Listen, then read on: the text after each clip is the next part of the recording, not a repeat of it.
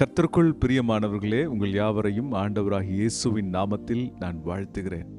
வேதாகமத்திலே ஆண்டவராகிய இயேசுவை தேவனுடைய வார்த்தை என்ற பெயரினாலே அவர் அழைக்கப்படுகிறார்.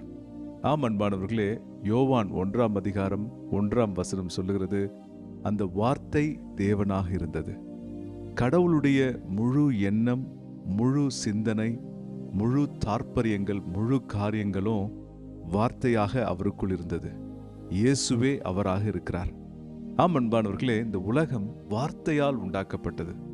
வார்த்தை ரொம்ப முக்கியம். ஆகவேதான் கர்த்தருடைய வார்த்தையை நாம் தியானிக்கணும், நாம் அதை படிக்க வேண்டும், அதை நம் வாழ்க்கையிலே அப்பியாசிக்க வேண்டும், கீழ்ப்படிய வேண்டும். வார்த்தையினால் எல்லாம் உண்டாக்கப்பட்டிருக்கிறது. வார்த்தையை பிடித்துக் கொள்ளுங்க. உங்கள் வாழ்க்கையை உயர்த்தி ஆசீர்வதிக்க தேவன் சித்தமுள்ளவராக இருக்கிறார். கர்த்தர் உங்களை ஆசீர்வதிப்பாராக. ஆமென்.